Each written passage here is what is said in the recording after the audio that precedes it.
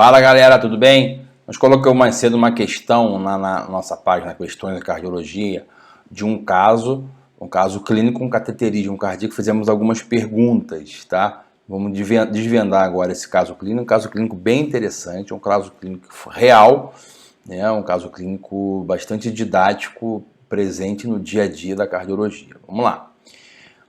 Paciente de 68 anos, masculino rígido. Ele foi fazer um cateterismo eletivo. Ele é hipertenso, diabético não insulino dependente, tem uma história de um infarto prévio e com angioplastia coronariana. Ele tem de clínica uma angina estável, classe 2 para 3, ou seja, de uma angina aos pequenos a moderados esforços, a despeito também do clínico otimizado. Foi estratificado com uma cintilografia miocárdica, mostrou uma isquemia extensa em parede anterior, lateral, apical, com uma área isquêmica grande de 11%, que no pico de esforço a fração de ejeção caiu 8%. Vamos lá, esse paciente foi para cateterismo cardíaco por via radial. Vamos lá, primeira injeção, vamos desvendar o cateterismo cardíaco. Aqui a gente vê uma coronária direita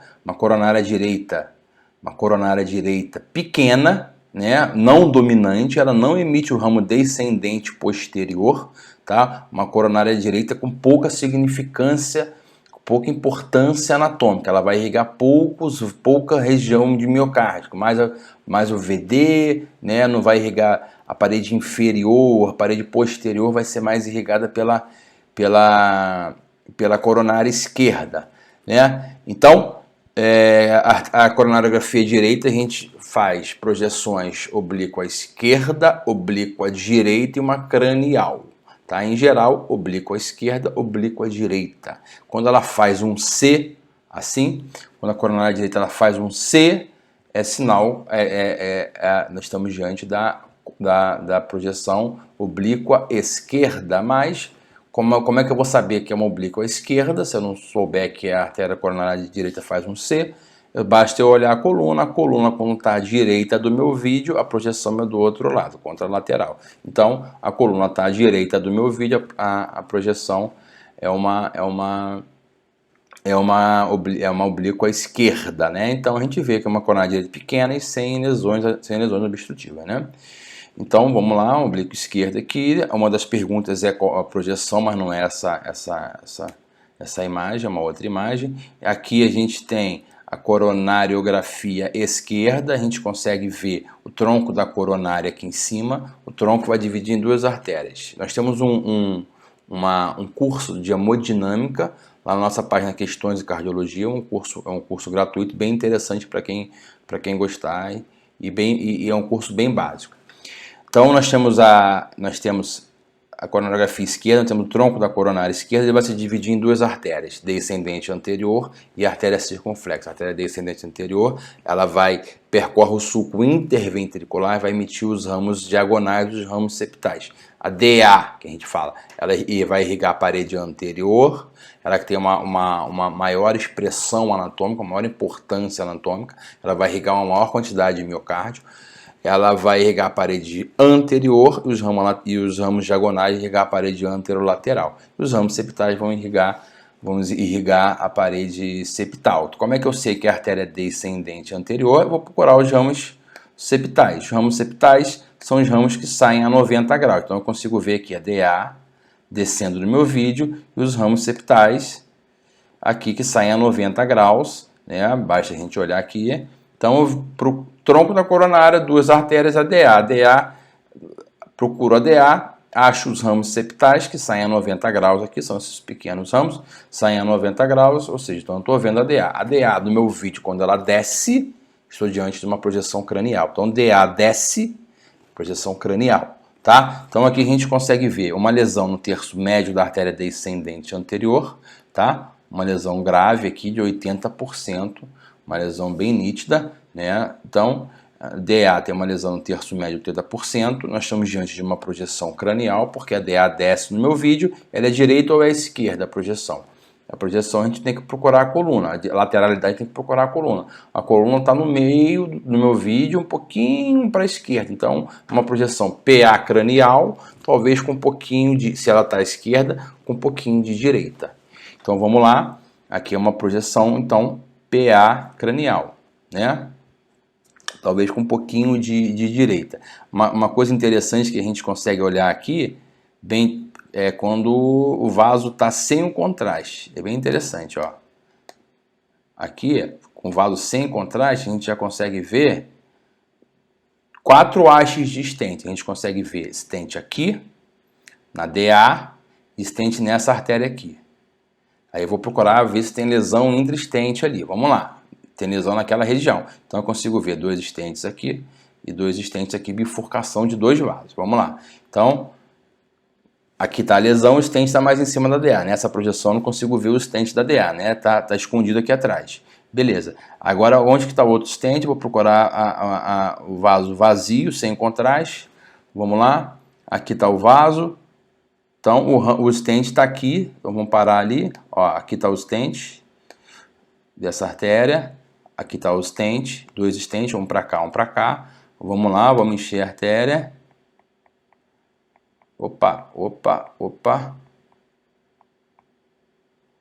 Opa, aqui a gente consegue ver bem. Então, a DA desce para cá. Então, essa aqui é a artéria circunflexa, né? Esse ramo aqui é o descendente posterior. A artéria circunflexa está indo lá para trás, percorre o sulco átrio ventricular e vai emitir os ramos marginais. Então, o ramo marginal tem os 2 stents aqui que a gente consegue ver lesão grave nessas 2 artérias, tá? Nesse ramo marginal esquerdo e nesse subramo marginal esquerdo. Então, tem lesão aqui na bifurcação. Toda vez que eu falo em bifurcação, é maior complexidade para fazer o tratamento. Então, vamos deixar correr para a gente ver mais fácil. Então, a gente vê a BA aqui, lesão pós-stent, e aqui a gente consegue ver os 2 stents com lesão grave ali naquele ramo marginal, naquela bifurcação. Acho que na outra imagem a gente vai conseguir ver melhor. Então, vamos lá. Aqui é uma outra projeção. Vamos lá, vamos dissecar que projeção é essa. Vou procurar tronco, artéria descendente anterior, artéria circunflexa, descendente anterior, emite os ramos septais. Então, vou procurar a DA. Onde que está a DA? Eu vejo uma artéria que é ramo do tronco da coronária, que ela desce e emite os ramos septais. Então, essa artéria emite os ramos septais, são esses pequenos ramos que saem a 90 graus que vão irrigar a parede septal. Então, essa aqui é a artéria que desce, a artéria descendente anterior. Se a DA está descendo no meu vídeo, é uma projeção cranial. Beleza, eu vejo aquela lesão no terço médio, não é lesão intra-stente, mas o paciente também tinha aqueles 2 stents. Vamos pegar o vaso vazio, sem o contraste, vamos lá, vamos pegar o vaso vazio, já consegui ver bem, a gente consegue ver bem aqui os 2 stents na DA no ramo diagonal, a gente vai ver na Spider melhor, e aqueles stents no ramo marginal esquerdo, que é ramo da artéria circunflexa. Vamos deixar correr. Lembrando que a coronária esquerda é dominante, né? A direita é pequena, então quem vai mandar emitir os ramos, o ramo descendente posterior é a artéria circunflexa. Então essa aqui a gente consegue ver bem a circunflexa, ela está indo lá para trás, né? Ela percorre o sulco átrio ventricular e vai emitir os ramos marginais da circunflexa. E aqui a gente consegue ver esse ramo marginal esquerdo, aqui. Esse ramo marginal esquerdo, a DA desce para cá, tá? Fica escondida ali. Então, a terço proximal, não consigo ver bem nessa projeção. Então, a DA desce para cá, né? Emite os ramos septais. Então, septal, DA descendo é uma projeção cranial. E aqui a artéria circunflexa, ela vai lá para trás, faz a volta no sulco átrio ventricular e desce para cá, para o sulco átrio ventricular. E vai emitir os ramos. Esse ramo marginal esquerdo, eu vejo 2 stents aqui, uma bifurcação, toda vez que eu falo em bifurcação é grave, né, é mais complexo, com lesão grave aqui nessa bifurcação, tanto nesse ramo de cá, né, no marginal, quanto no subramo do ramo marginal esquerdo. Né. Então, um paciente com lesão na DA no terço médio e na artéria e no ramo marginal esquerdo. Então, nós passamos, uma projeção. A DA desce do meu vídeo, se a DA desce do meu vídeo, é uma projeção cranial. Ela é direita ou é esquerda, eu vou procurar a coluna está mais para a esquerda aqui, então é uma oblíqua cranial direita. A coluna está à esquerda, a projeção é uma oblíqua direita. Então vamos lá, a gente passou um ultrassom nessa lesão, eu queria avaliar essa lesão, avaliar se essa lesão é uma lesão grave. Então aqui está essa imagem da DA, tá? Aqui está a circunflexa, né? O ramo marginal esquerdo, que é o ramo da artéria circunflexa, mas a gente passou um ultrassom nessa região aqui, da região da artéria descendente anterior. Angiograficamente é uma lesão dos 80%. Então vamos lá, a gente passou um ultrassom, a gente viu que é uma placa fibroateromatosa, a gente consegue avaliar a luz coronariana, a placa in situ, né? E a gente viu que é uma placa de fibroateroma, é uma placa mole, uma placa que a gente fala que é uma placa não é uma placa antiga, é uma placa mole, né? Não é uma placa calcificada, e ela tem uma área luminal, que a gente consegue ver aqui, de 1,6 milímetros quadrados. Quando eu falo que uma área luminal é menor que 4 num vaso não tronco de coronariano, eu digo que essa lesão é uma lesão grave. Tá? Então, gravem isso, uma área luminal mínima no ultrassom intracoronariano menor que 4 em vasos não tronco de coronária esquerda, é uma área pequena, uma área que leva à isquemia. Então, aqui tem uma área de 1,6, essa região aqui, né, a gente passou o ultrassom aqui, tem uma área luminal de 1,6 milímetros quadrados. Então, é uma placa crítica, bem grave. Então, e também tem lesão nessa artéria, também tem a lesão nessa artéria circunflexa, nesse ramo marginal esquerdo, que é o ramo da artéria circunflexa. Uma lesão intrastente, bifurcação, uma lesão complexa. E a projeção que a gente consegue avaliar muito bem, uma projeção que caiu bem nessa coronariografia, essa projeção que a gente fala que é Spider. Como é que eu sei que é Spider? Eu vejo muito bem, na espada eu consigo ver muito bem o tronco da coronária e os segmentos proximais, tanto da artéria DA quanto da artéria circunflexa. Qual é a artéria que desce no meu vídeo? A artéria circunflexa, né, porque não tem os ramos septais, a DA vai emitir os ramos septais para lá, então a DA está subindo no meu vídeo. E a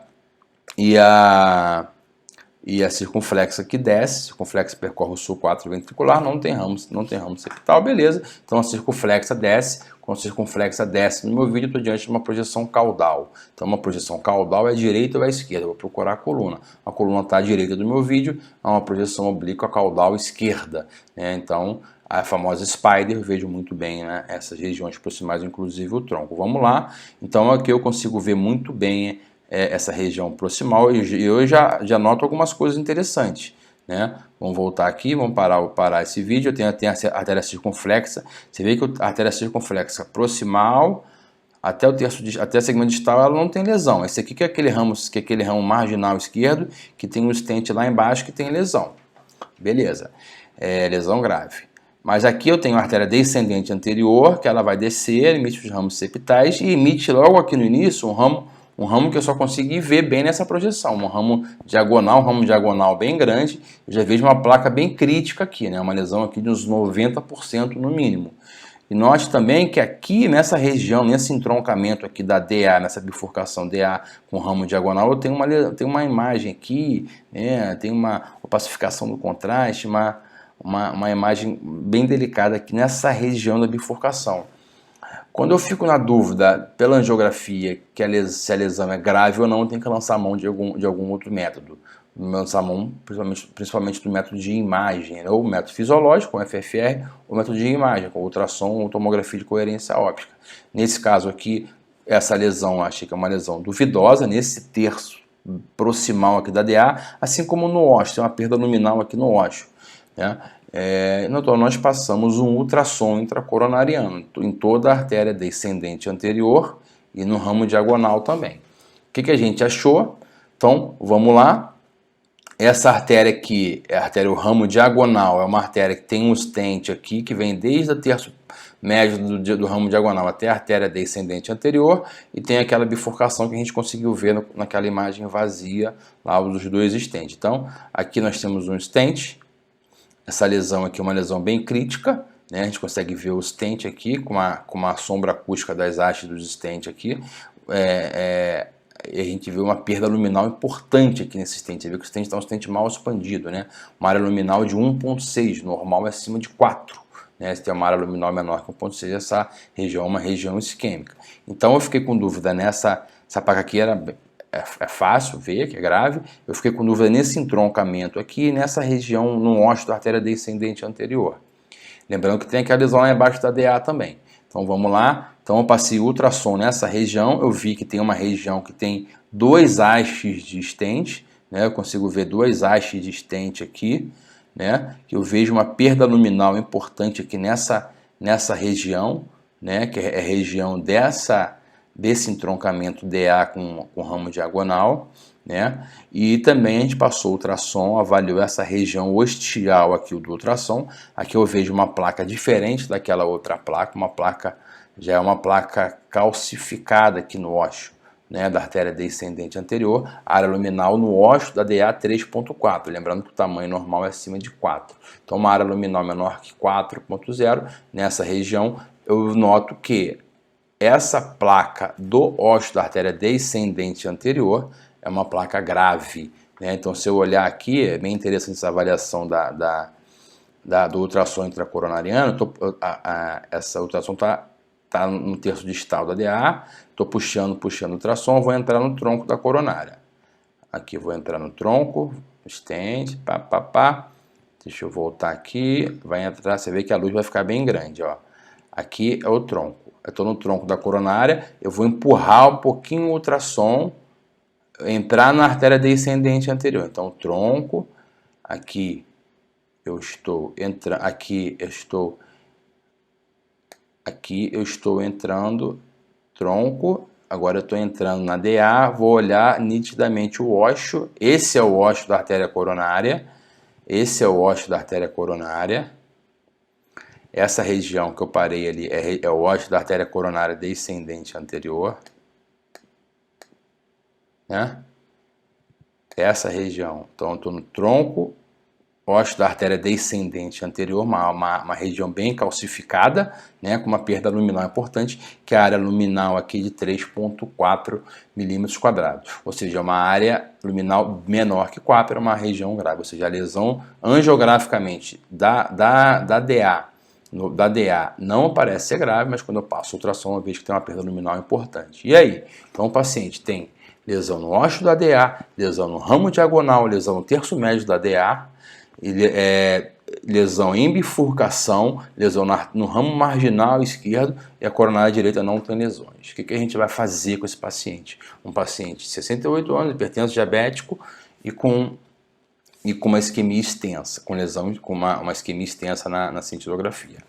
Então vamos lá, vamos discutir o que fazer com esse paciente. A gente já dissecou o cateterismo cardíaco, avaliou com ultrassom, fez uma avaliação bem interessante, bem expansiva dessa coronariografia e definimos o que o paciente tem. Então vamos lá, um paciente de 68 anos, hipertenso diabético, é sintomático, cintilografia com isquemia extensa. O cateterismo mostrou DA com essa lesão grave no terço médio, a gente passou o ultrassom de uma área de 1.6, ramo diagonal bem importante, com uma expressão anatômica importante, que mostrou uma lesão grave. A gente passou o ultrassom aí, também mostrou uma área luminal menor que 2, uma área luminal bem grave. E a gente avaliou também o ósseo da DA, que angiograficamente não parecia uma lesão grave, mas quando a gente passa o ultrassom, a gente vê que tem lesão grave, vê que tem uma área luminal menor que 4.0, uma área de 3.4.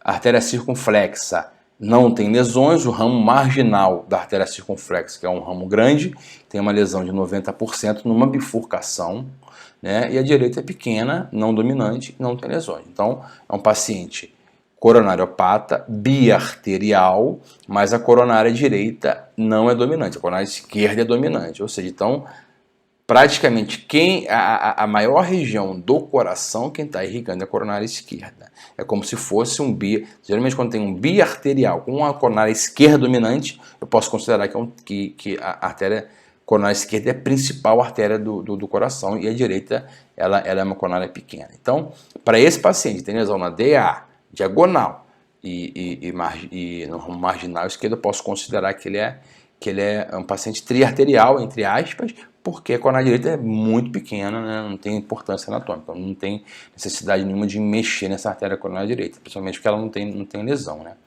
Então vamos lá, então é um paciente, né, que tem essas características, e aí, como é que eu vou tratar esse paciente?